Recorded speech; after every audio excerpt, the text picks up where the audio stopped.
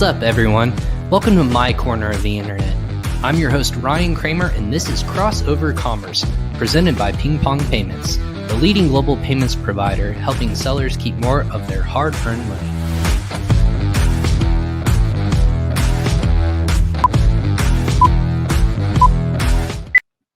Hey, everyone. Welcome back to another episode of Crossover Commerce. I'm your host, Ryan Cramer, and this is my corner of the internet where I bring the best and brightest in the Amazon and e-commerce space. If you're new to the show, this is where I talk with everyone in the space that can help you level up your business, whether it be just starting out on Amazon. You've thought 2022 was the year to start the entrepreneur journey, or if you've grown your business to the next level and you're maybe looking to learn about exiting your business or just want to know what opportunities you can to grow your empire, your e-commerce empire, if you will, to another level internationally, or whatever your goals and ambitions are. We want to educate you in this space. So without further ado, this is what Crossover Commerce became.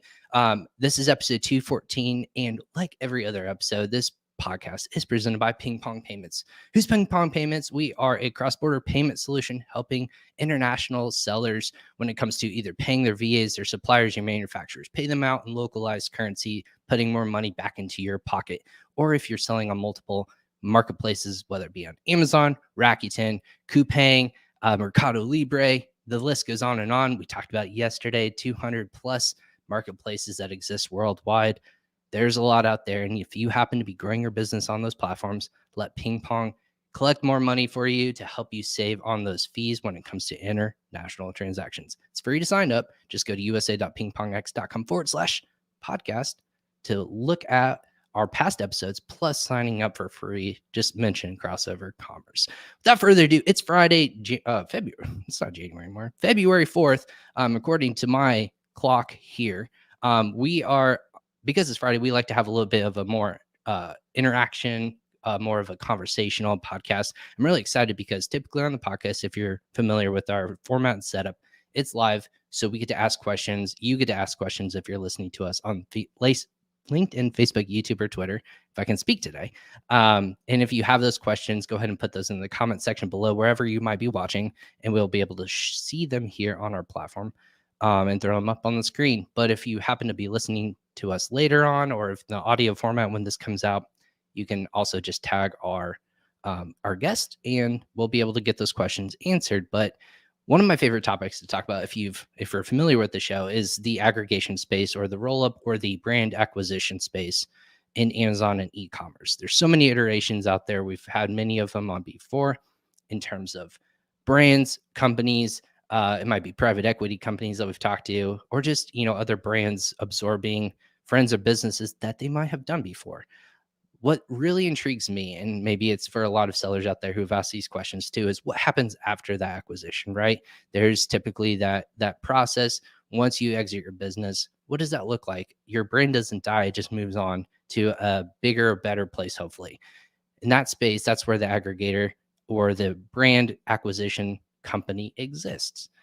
That is fantastic for a lot of different sellers out there, but my job for you today is to find out and peek behind the curtain, if you will, behind the Wizard of Oz curtain, if you will, and see how the inner workings work. What's the next steps once that handshake, that pass off happens, if you will, and where a brand's kind of legacy lives on. So we're going to be talking with really cool company called Suma Brands today. I'm really excited because I have both on one of their co-founders and CEOs, Andrew Savage, and I have their head of brand marketing, Alaina, as well.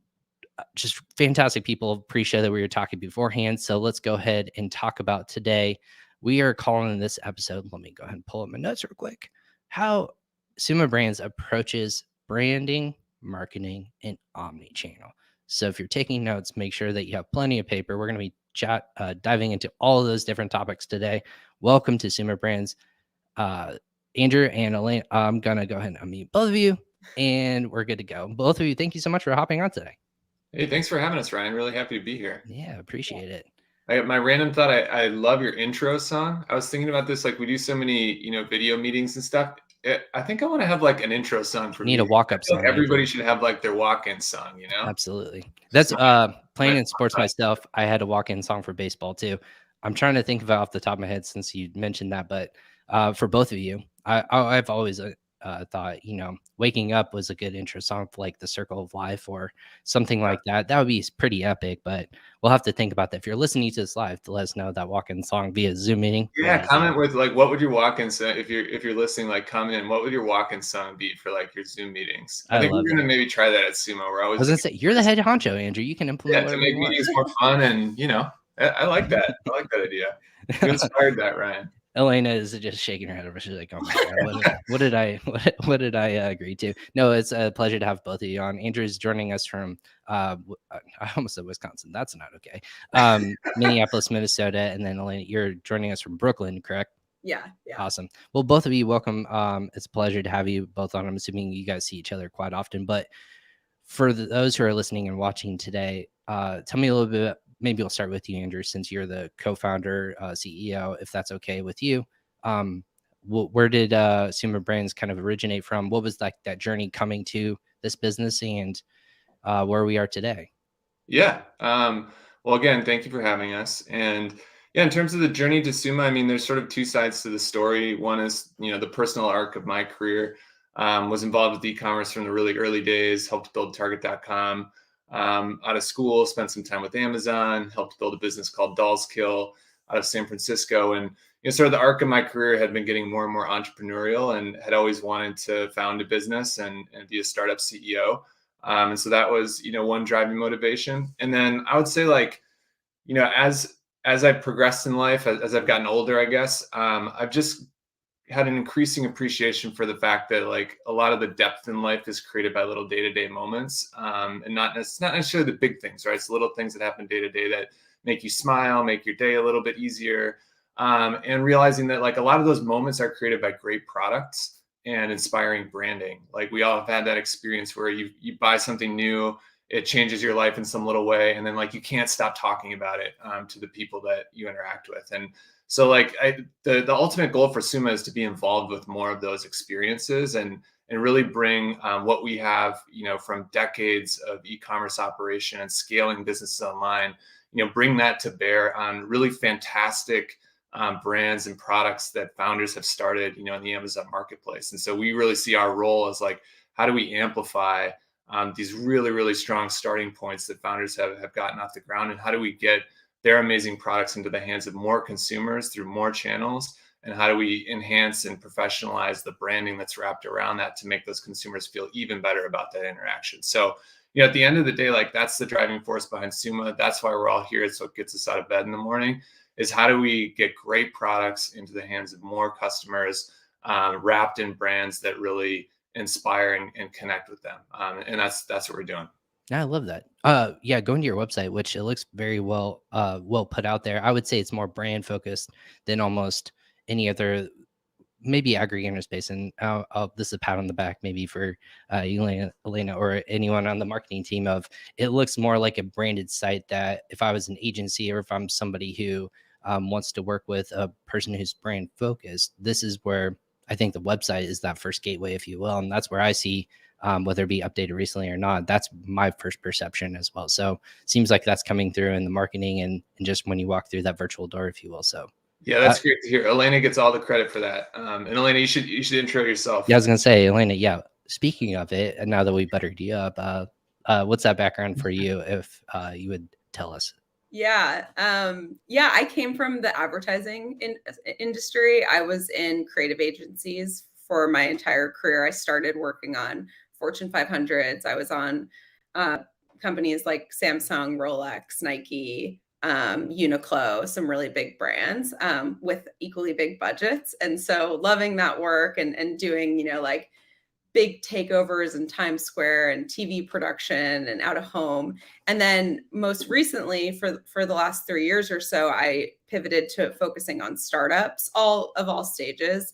We worked on Series B, first ever integrated marketing campaigns, and then even like very early seed stage friends and family fundraise, like very finite budget to figure out what to do with from a marketing standpoint. And I just really fell in love with that space. I was working really hands-on with founders and CEOs in the very early days, you're super strapped for resources. You don't have budget to bring on a marketing lead. And so you're really leaning on your external agency for a lot. And so it becomes more of like a consulting role. And so that really led me to this space.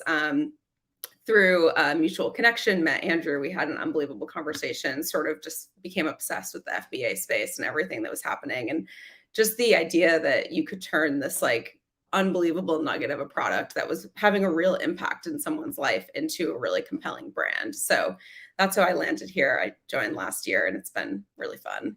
Yeah, I was gonna say for 2020, it seems like for those in the Amazon space, it seems like a decade ago that when 2020 hit. I'm sure for both of you.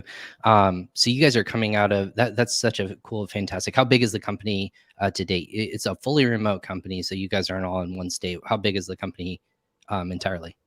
Yeah, so we're fully remote. We're technically headquartered in Minneapolis. We have a critical mass of people here. Have a bunch of people in the New York city area where Alaina is, and then folks around the country and some around the world.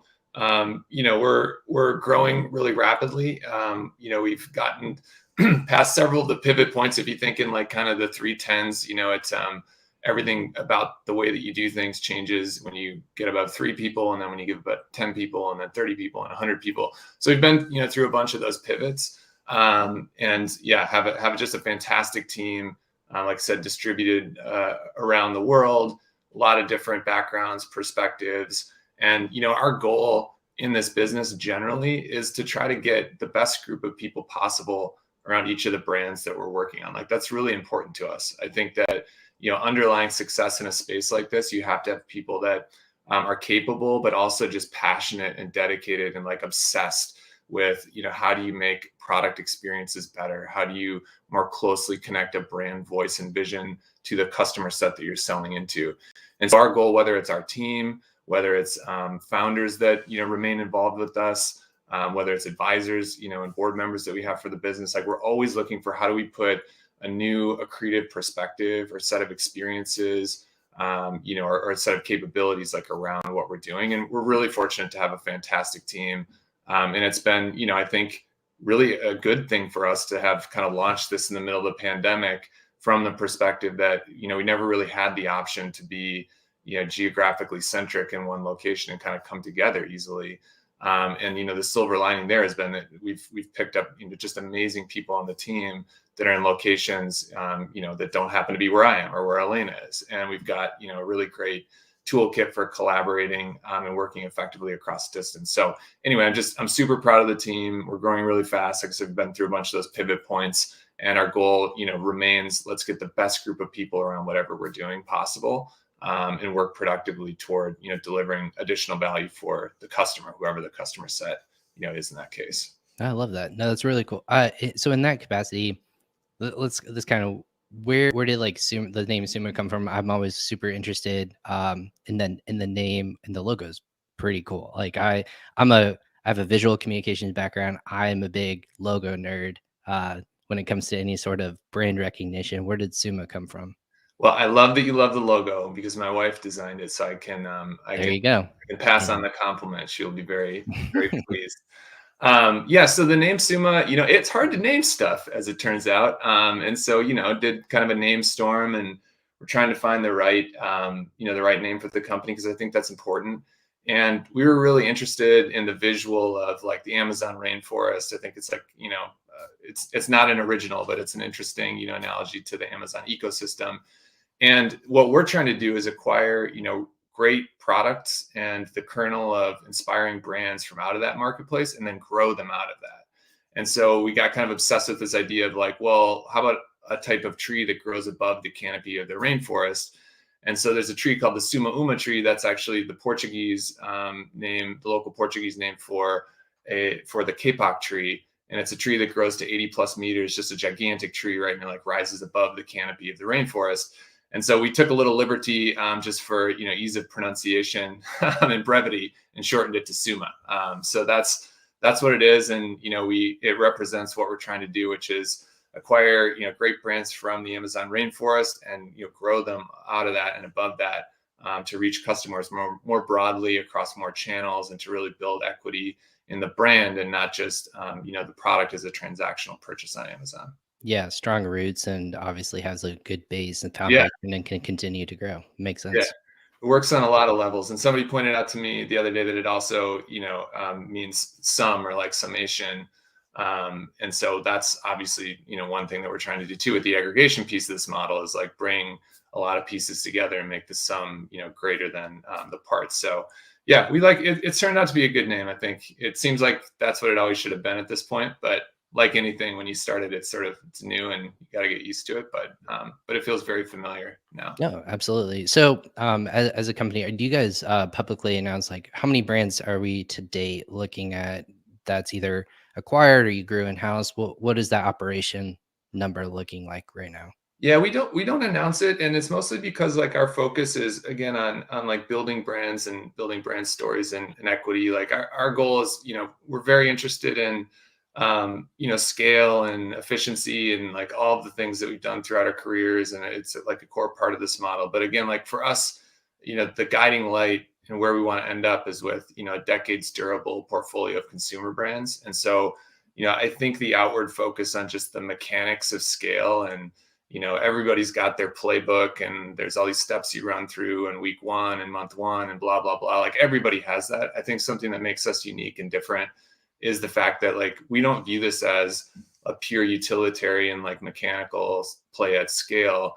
We view that as part of the model, but the underlying, like the underpinning of lasting value, we think is the ability to have great products that solve a customer problem in a unique way and great brands that are inspirational and connect with customer sets around those products. So we don't want to detract from, those storylines associated with, our individual brands with like kind of a focus on just portfolio size and scale and like mechanization, all of which we have pieces of that throughout what we do, but it's sort of not the thing that we're the most proud of. No, it makes sense. So with that regards, I didn't hear you once say we're only focused on Amazon branding and acquisition. I heard consumer product goods, which means a lot of different things. That means it could be a D2C play, it could be a marketplace play of any capacity. That gets confusing quickly for a lot of people, and they don't like that convolution of maybe I have to figure out what's the split between a brand or coming onto Amazon or going off of Amazon. There's a lot of different iterations there. So, Alaina, what for you is that exciting? Is that terrifying? In a marketing perspective, that means a lot for so many different things, right? Amazon, you have your own ecosystem. It's about conversions, but off of Amazon's driving traffic, and you're talking about marketing and building out a customer list and all those things. Things that, but how terrifying or exciting is that for you as a marketer? I mean, for me, it's very exciting because you have such a breadth and diversity of the amount of things that you're able to do once you start thinking broader and broader than just Amazon, right? So I think that we're acutely aware of like the customers that are really resonating with the products in our portfolio and what that experience looks like for the consumers within our brands. And so that experience that we're creating, whether it be D2C or retail or wherever we're showing up, it's curated for the customer that we're serving, right? Like we're meeting them where they're at. We're making sure that we're showing up for them. And all of these things, as we all know, like these shopping experiences are deeply connected and weaved together. And so for me, it's very exciting because it presents a different challenge and it allows the creative team to have a lot of flexibility on the places and the use cases that they're designing for. And so that's a very, I think, compelling part of like the story and the hook for us is differentiated in the space for founders too, right? Like they've built this unbelievable brand and it's just this like small kernel, like Andrew said, of what it could be. And so we sort of bring all this horsepower of like our connections in retail and all of our branding expertise and our D2C and omnichannel presence. And so that's an exciting and really compelling differentiator for the founders that we work with. And they're really motivated and energized to see what their brand could look like on other channels and in other places. So I mean, for me, it's really exciting. I don't know, Andrew, if you feel the same. I'm sure I assume you do. Yeah, of course. I mean, I think to be clear, we love the Amazon channel, and I think that will always be a big part what we do. I mean, as customers, we all interact with Amazon. I think it's a fantastic, shopping and purchase experience. And so, we want our customers to be able to find and buy our products on Amazon. And a lot of what we do focuses on optimizing that channel. But, our interest and our goal, I think, starts from the standpoint of like understanding the customer for a product or a brand that we have, and then building out from there. As Alaina said, like, where are those customers? How do we connect with them? What's like the core value proposition and inspirational messaging that makes sort of a higher level connection associated with our product and brand, and then we kind of build out the strategy from there. So we're not super prescriptive about like we want the Shopify channel to be X% of our revenue in 2 years. It's a little bit more focused on and building out from an understanding of the customer group for each of our brands. And I think Alaina's done a fantastic job building, a repeatable and sort of scalable system for, diving under the hood of a brand, getting at what is at that core, having a clear view of the customer set, where they are, what they'll respond to, and then sort of starting to build inspiring content and messaging and campaigns, around that. So, yeah, I think it's super exciting. Like one of the questions that is always on my mind is like, what is branding in the age of Amazon? And you see companies try to do this different ways. Some are like very, they want to be very siloed. They don't want to be on Amazon. They try to like, own all of their traffic and, just live in their sort of, owned website space. And then you see others that are Amazon only, of course. And you see, legacy offline brands trying to come online and figure it out. And so, it's just all of that is in a state of flux. And I think, we're really interested in the answer to like, what does brand building look like in the age of Amazon, where it is such a dominant force online, and frankly, like a world-class shopping experience, right? And so figuring out what that is and how that makes sense, for each of our brands is a big part of what we think about. Does that narrow down the brands that you look at, I should say, for acquisition? Do you guys operate as a agnostic approach, or is it more focused in terms of a health and wellness or beauty or baby or toy or whatever that looks like? The major categories that everyone looks at of there's so much profit and there's availability, or do you more look at a segment by segment, or is it more of a, if there's an opportunity for growth or to tell a story behind it, that's what we're most interested in? Yeah, we both have like a narrower and wider aperture than I think other players in the space. Narrower in the sense that like our goal and interest is not accumulating a portfolio of Amazon storefronts, just as an end goal, right? We want to have great products, we want to have great brands.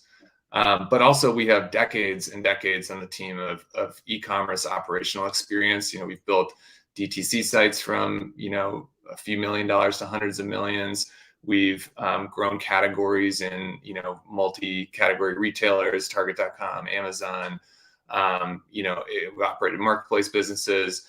And so we have a lot of experience that lets us look at a much broader swath of businesses. We can look at 100% DTC businesses, and we have the experience, to build that traffic base and maintain it and grow it and do conversion optimization. We can look at 100%, Amazon. So, I think our base in terms of the channel spectrum that we cover is much wider than most, but I think that we apply an additional filter to, kind of the typical screener that you see around digital real estate fundamentals and financial profile, et cetera, where like, we're looking for businesses that the product we're selling, we would personally use and we would recommend like without hesitation to anybody in our life that we care about. And I think that's been one of the great things about this business is like every brand we have, like I get for my family and friends on holidays for gifts, like I'm constantly recommending to people because like we really believe in and love the product.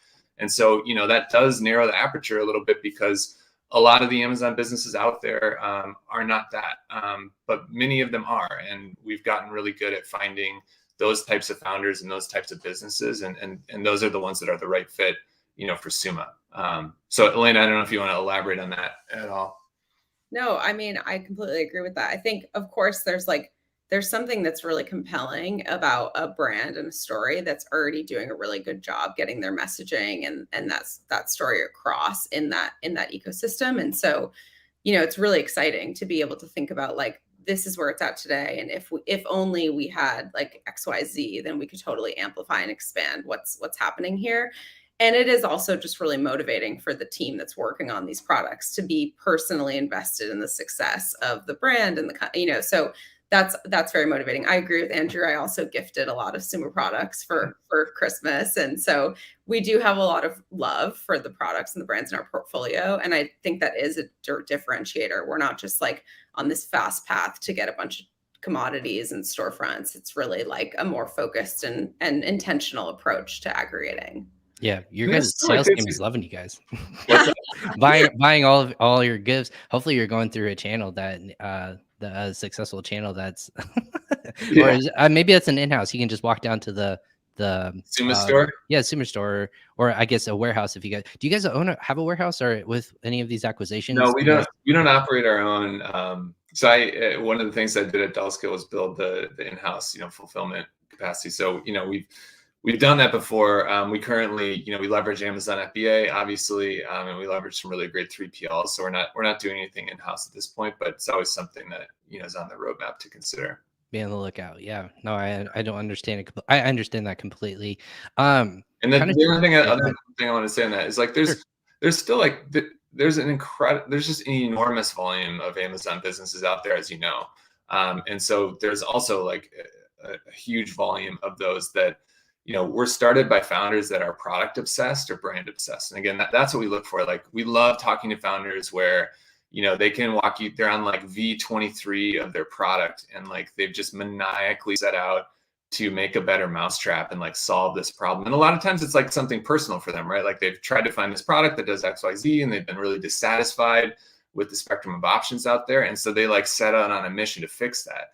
And I think what's been, interesting for us is seeing that like, one of the things about the Amazon ecosystem, all the billions and billions of dollars that they've poured into making it easy for sellers to start businesses is that, it's the path of least resistance to monetize a product idea. Like if you're a product person and you're, iterating your widget and you want to sell it, like Amazon is one of the easiest ways to do that. And so we really view it as, it's this ocean that's great to fish in, to find, these founders that had that product orientation or have like really thoughtfully and obsessively crafted like the starting point of a brand that's unique and differentiated and like connects authentically with a customer segment. So there's an enormous population of those out there on the Amazon marketplace. There's an even bigger population of total businesses and a lot of different angles on this space. But that's just ours. We look for that type of business.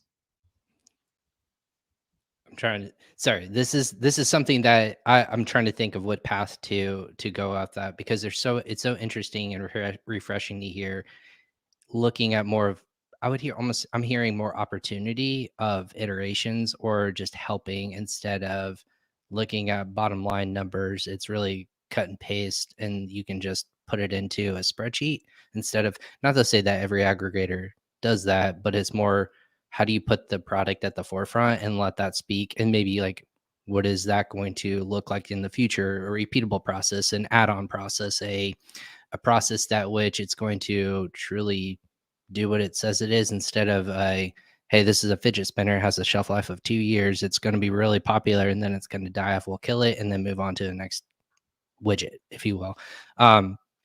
Is that important for you guys maybe internally to either not just build externally or acquire from externally, but also build internally your own brands and own processes and own products on Amazon? Is that on the roadmap as well for either of you? Yeah, it's definitely on the roadmap. And we're building and have the muscle to do that type of thing, with Alaina and her team, and she can talk more about that, and our product and brand team. But right now it's just, we see so much opportunity and so many great starting points that have been built by founders. And it's really fun to be part of the process of rewarding them with an exit, of benefiting from like working alongside them for some period of time where we can learn from them about, what they've done that's excellent on their brand. And I mean, we've been so impressed, like the quality of founder and person that's out there running these businesses. Like we can learn a lot from them. And you hear a lot other players saying like, oh, cut the founder out and we have this playbook and we make everything better. And our culture has really been focused on trying to be low ego and always to be seeking the truth and to learn and to get better. And the fact is, like, a lot of these founders are doing things very, very well. And in a way, like for their space, that it takes a while for a platform, to catch up with. And so we bring the things that we do really well, start optimizing that from the start, but then get the opportunity to learn from them, how they built the brand, about the customer set, like their obsession with the product. And so we ramp up on that alongside them, and they learn from us. And so it's really like an accretive experience on both sides. And so, that's something that's really important to us. But yeah, I mean, I think at some point, we would consider launching our own brands. There's just so much opportunity out there right now to continue to reward founders for the great things that they've built. Absolutely. Alaina, I guess in that question, when you are rewarding them, I'm assuming that every single time that a business is in talks or has these interactions with you or with other companies or Suma, there's this promise, right? There's this unspoken promise or maybe spoken promise of, this is your baby. We understand you put blood, sweat, and tears. We see the passion. We want to replicate that, but amplify it. Like, we don't want to replicate it. We just want to amplify that and build on this legacy. Is that a weight that you and your team have to live with, or how do you help with the vision of that grow as part of Suma, but also having that genesis of where they started it from? Yeah, it's a good question. I mean, as Andrew was talking, that was what I was thinking, too, is our team is so thoughtful and really, really focused on delivering on the promise that we made to these founders, right? They brought us their business and it's their baby, and they put a ton of work into getting it to where it is today. And I think a huge part of this is being really humble and being really in tune with the things that have worked. And so you hear a lot about people taking brands and in this space, taking where they're at and then saying, we're going to put it through our playbook, we're going to up level it, we're going to do X, Y, Z. But the reality is that something is working really well about what they're doing today. And so we all have to acknowledge that, and we have to get to the root of what's working. And what would be a total catastrophe was if you did some massive rebrand or some totally some huge change that totally destroyed and alienated the customer set, right? So we come into it with a lot of curiosity and very low ego and wanting to just really get to the root of what's working. And it's a huge responsibility. I mean, they have put the trust in our team to, in some cases, they have an earnout. They're still very invested in the success of the business. And so we all carry that and we take that responsibility very seriously. And so all the more reason while we're looking at a deal, while we're going through the process in the upfront, that we all are sort of in agreement that this is something that we're motivated by and we believe in, and that there's an interesting story, and that we feel like there's a high level of confidence that we could do something really great with it. Is that a resource that you guys tap into a lot as the founders, and you go back to them and say, hey, we're thinking about maybe updating the packaging or the logo or something along those lines, something that doesn't necessarily define the product, but something that enhances it? Is that a well that you guys tap into or find success in? Definitely. I mean, I have a really close relationship with all the founders that have sold to us, because there's always a constant stream of communication. And so as our team's going into ideation for new ideas and coming up with seasonal content or what we're going to do for upcoming,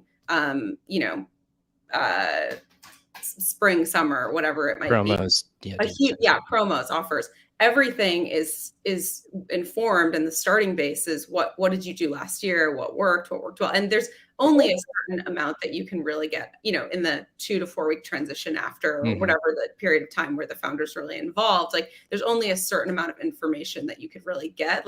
How do you download the whole history of 5 years of running a business in that short amount of time? And a lot of our founders have just been, really excited and really energized by the work that we're doing. And so when we come back and say, check out this creative, check out this thing that we're working on, what do you think? They're super excited to see it and they love it. And so we take our relationships with our founders really, really seriously. We want to keep them in the loop and involved, and they like to see it too. And then on the flip side, if they don't want to be involved, then we won't bother them, so it's really driven by them. But I think in the most cases for us, because probably driven by this, this filter of how we've looked at companies, they have put their heart and soul into this. It's probably born out of a personal need. And so there's a lot of emotion wrapped up into the brand itself. They do want to stay involved in some capacity and at least be looped into what's going on and see. And it's fun for them to see what we do and see what they could take.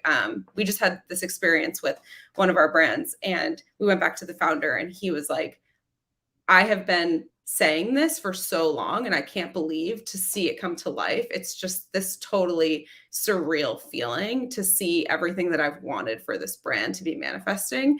And so, I mean, that's, amazing for our team to feel, for us to feel, for us to see that journey. So yeah, I feel like it's a huge responsibility, but it's one that we welcome and that we're really excited about. Yeah. And I would say, just to tack onto that, like, there's certainly areas where we come in and we can immediately make a big impact on the business, because we can bring more capital to bear, because we, have built sophisticated planning and supply chain processes, and have, better rates and more integrated partner relationships, et cetera. And so there's a big swath of things that, like, we do come in and there's room to optimize right away. I think, what Alaina's describing is, there's a lot of value for us. And I think we've seen for founders in having this more ongoing collaborative experience around really making sure that we're doing the right thing for the customer set and not missing something that they know from years of being buried, in the business every day and obsessing over it, and thinking about the product. Since they've been through all these iterations, there's often things they've thought about and tried, that we can get ahead of.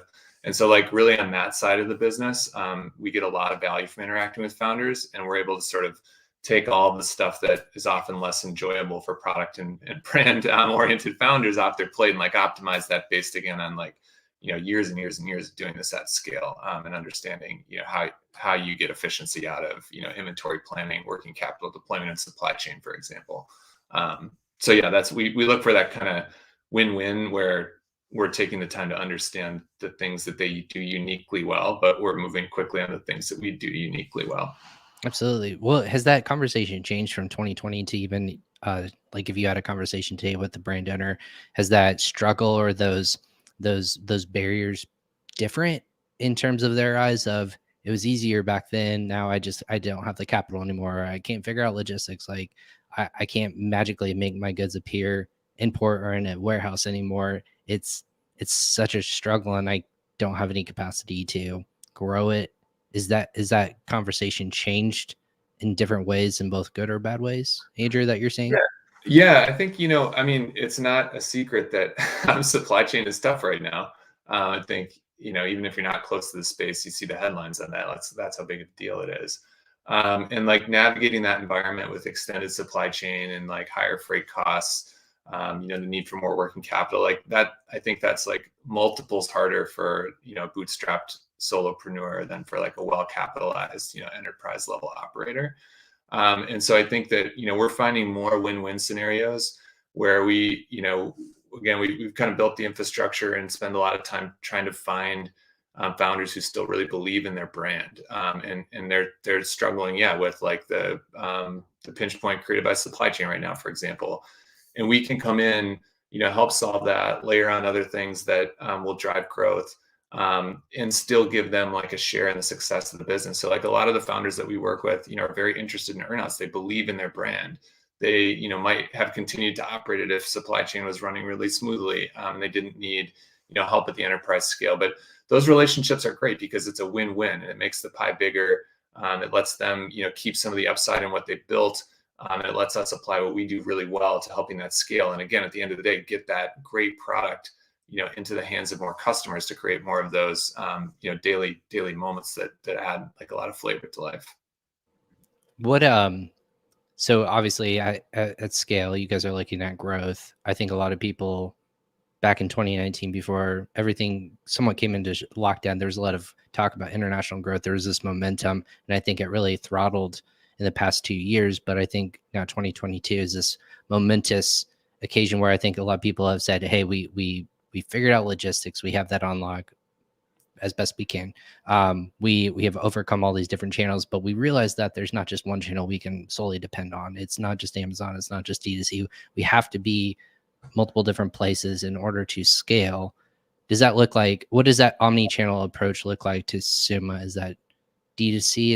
Is there more of a marketplace focus? What does that omni-channel approach look like to you and the team, or is that different from brand to brand? I mean, it's different. It's different from brand to brand in terms of prioritization, but we think DTC is a big part of most of the brands that we have in our portfolio and we're working with. We've built those businesses in the past. We think it's a great channel because you can do a lot more storytelling in a lot more flexible way than you can on marketplaces. And so I think that's pretty much always going to be part of what we do. We're big believers in brick and mortar. I know that sounds weird to say, but It's not weird. It's a huge chunk of retail. And I don't think it's going to zero anytime fast, even though e-commerce is definitely the space to be.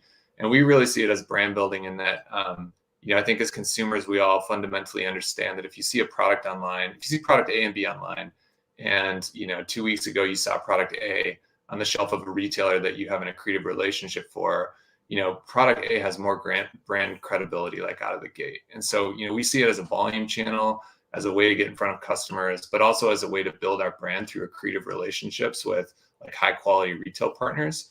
And so we think that that's a big channel. And then, certainly the other marketplaces. So for us, it's really about, prioritizing for each brand where we think the biggest opportunity is.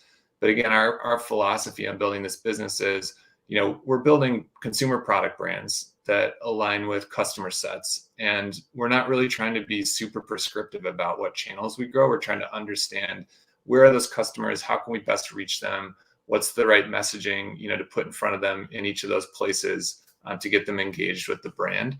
And so, we're really thinking more about customers than sort of like channels for the sake of channels, if that makes sense. Absolutely. I don't know if you want to layer anything onto that. Yeah.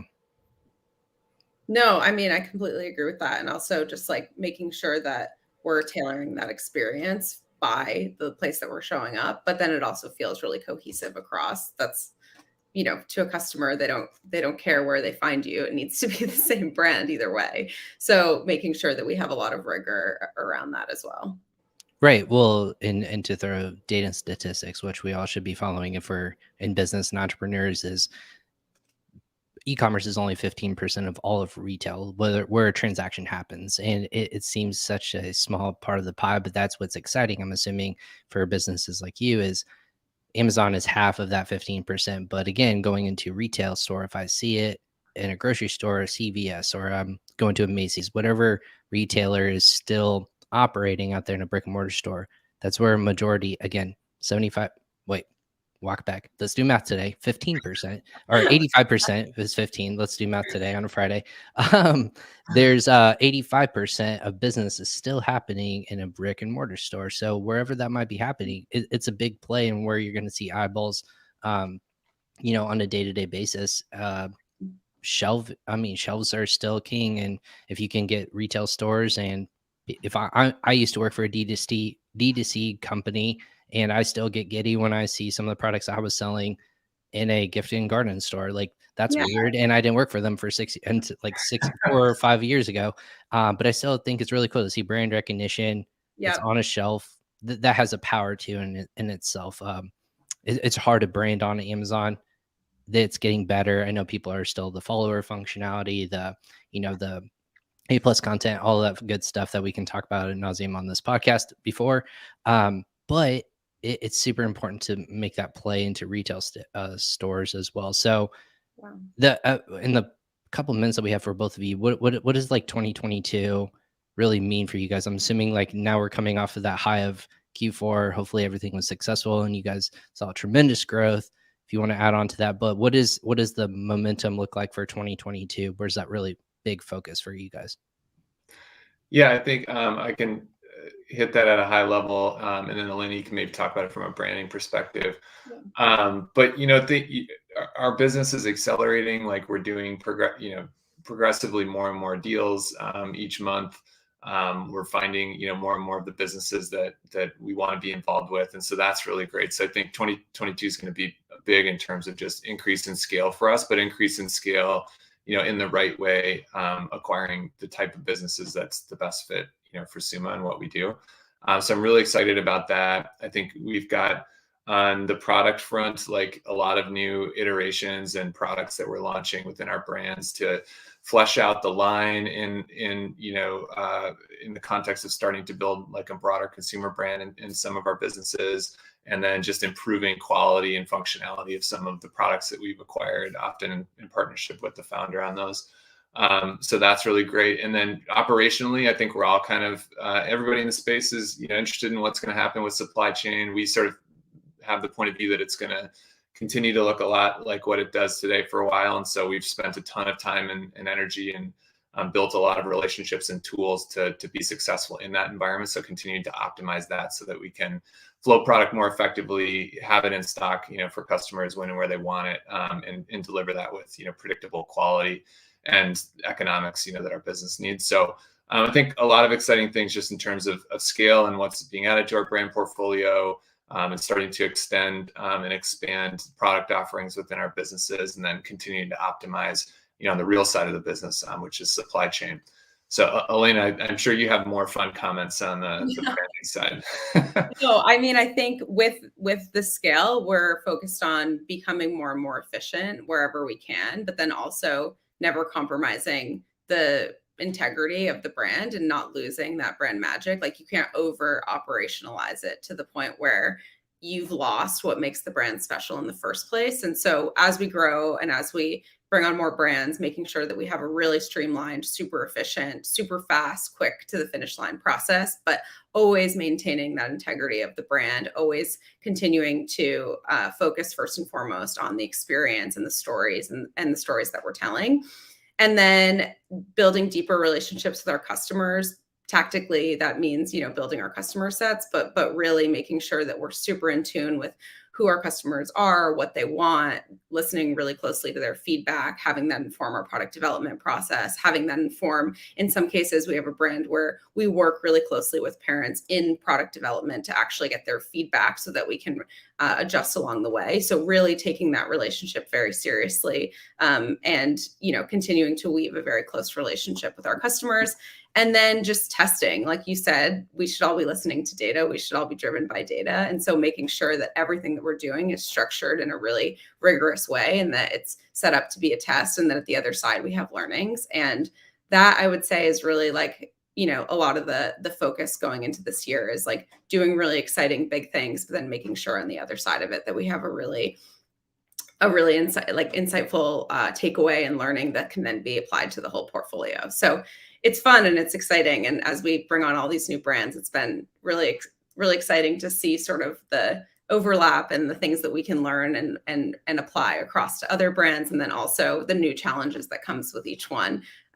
So it's been really fun. And we're just excited to see what the year brings. I think that coming into this year, we have a much bigger team. We have a totally different, setup and structure. And so I think we're sort of like in a just very different place. When I joined last year, we were still very much in the early days. And so it's really exciting going into this year and seeing how much the space has evolved and feeling really good about where we're at. That's amazing. Yeah, and I think like all that comes to the thing that I'm the most excited about is like, I think we'll bring many more great people into the fold and into the Suma family, whether it's on our team or, as founders that we're working with. So, just my plug here at the end is like, if you run an Amazon or a DTC business and you're product obsessed, you're very thoughtful about your brand and you're looking for, an enterprise level partner to help you scale that and get that out into the world and into the hands of more customers, like we want to talk to you. You can find us through our website, sumabrands.com. And then if you're a person who is passionate about brand building and products and retail and customers, and you like to be scrappy and test and learn and figure out how things work, and you want to build, come join our team. We've got a lot of openings, and we're always looking for more of the right people to bring onto the team. So we'd love to talk to you too. You can also find out more about that on our website. And then you can reach out to either of us directly. I'm Andrew at sumabrands.com. Alaina's Alaina at sumabrands.com. But we're always happy to hear from people out in the world. So don't hesitate to do that. Man, you stole my thunder at the end. It's typical. Like I have to cue people up and like, hey, make sure we talk about how we can get in touch with you. But everyone, I mean, I'm glad I have this all queued up and ready to go. I'm following Andrew today. So have we gotten any comments about like walk-in socks?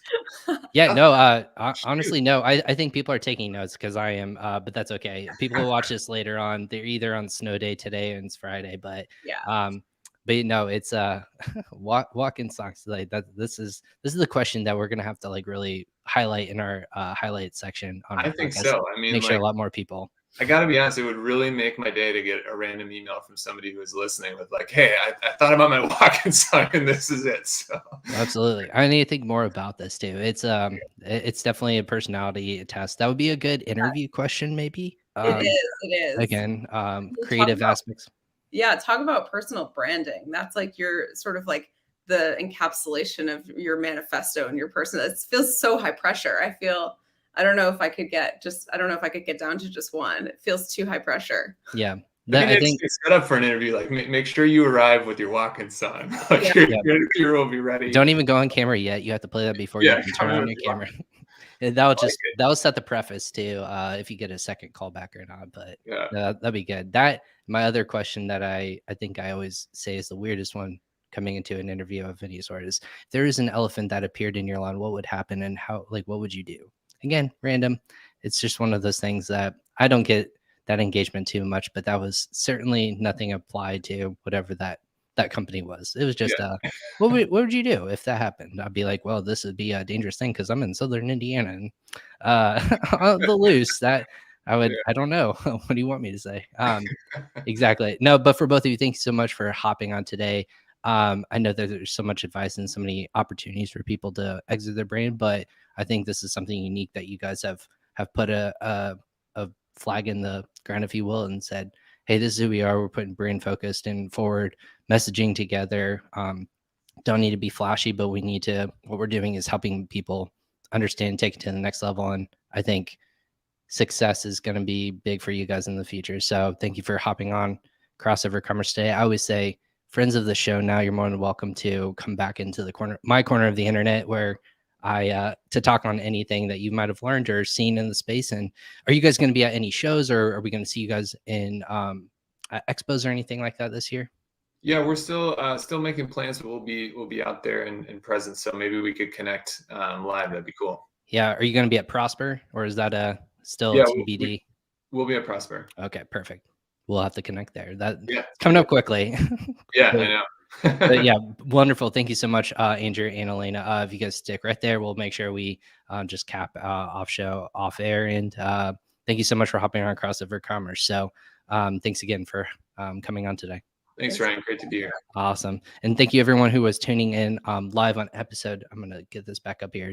214 of Crossover Commerce. Again, this is my corner of the internet called Crossover Commerce. If you're new to the space, go ahead and follow PingPong Payments on social media, whether it be on Facebook, LinkedIn, YouTube, or Twitter, or myself. You can follow on most social media channels. Best way to do that is on LinkedIn. Just search Ryan Cramer.